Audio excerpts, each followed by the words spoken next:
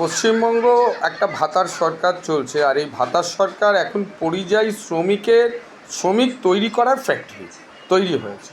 আপনারা চিন্তা করুন, যেখানে মমতা ব্যানার্জি পরিযায়ী শ্রমিকদের ওপর এতটাই চিন্তিত যে 5,000 করে ভাতার দিয়ে দিচ্ছে ভাতার সরকার, কিন্তু এখানে যে পরিযায়ী শ্রমিকের ফ্যাক্টরি তৈরি হয়ে যাচ্ছে, যে লিকুইডেশনে চলে যাচ্ছে কোম্পানি, সেইগুলোর দিকে কিন্তু মমতা ব্যানার্জি চিন্তা করছেন না। তিনি যদি সাহস থাকতো, এখানকার পশ্চিমবঙ্গের যে যারা ব্যবসা করছেন, ট্রেড লাইসেন্স তো তার কর্পোরেশনেই আছে, খুলে একবার দেখিয়ে দিতে পারেন যে কটা ট্রেড লাইসেন্স রিনিউ হচ্ছে, কটা হচ্ছে না, তাদের ফিনান্সিয়াল কন্ডিশন কী, বা ক্যাট রিপোর্টটা একটু ভালো করে পড়তে পারতেন।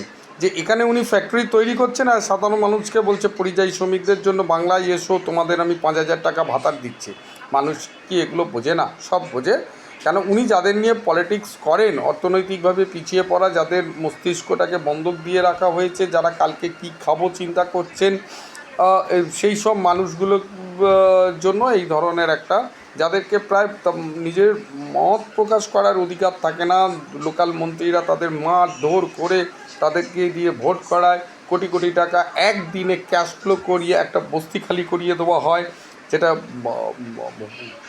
এখানে ঘটে চলছে। একটা মন্ত্রীর 50% তার বেনামি সম্পত্তি ওকে দিয়ে কিনে রেখে দিচ্ছে, সেগুলো যে এখানে পরিযায়ী শ্রমিকের ফ্যাক্টরি তৈরি করছেন সেটা তিনি দেখছেন না, যে ক্যাপিটাল মার্কেট কোন দিকে যাচ্ছে।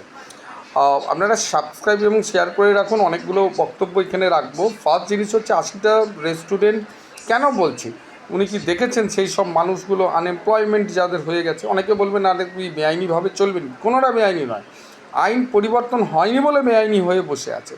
যে স্টিফেন হাউস হয়েছে ইললিগাল ওয়েতে হয়েছে, বড়বাজারের 90% সমস্ত তার কাউন্সিলর, তার বিধায়ক, তার পুলিশ পয়সা তুলে তুলে বেআইনি স্ট্রাকচার করিয়েছে, আর আজকে সেখানেতে ব্যবসা চলছে, সেখানে হবেই এই ধরনের ঘটনা।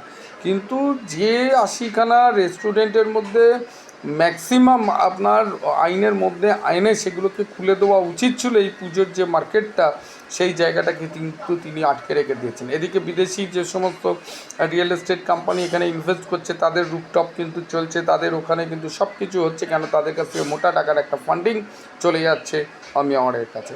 সুতরাং এই যে দুর্নীতিটার জন্য এখানে পরিযায়ী শ্রমিক আমাদের মতো যারা ব্যবসা করছে, যেখানে আমরা যে সরকার থেকে কোনো সুযোগ সুবিধাই নিইনি, কোনো প্রকল্পই নিইনি, ঠিক আছে, উল্টে সরকারকে আমরা জিএসটি দিচ্ছি, তো তাদের ভয়েসটা তো একটু বেশি হবেই। আপনি কেন 80খানা রেস্টুরেন্টকে বন্ধ করে রেখেছেন, তার জবাবটা দিতে হবে আপনাকে।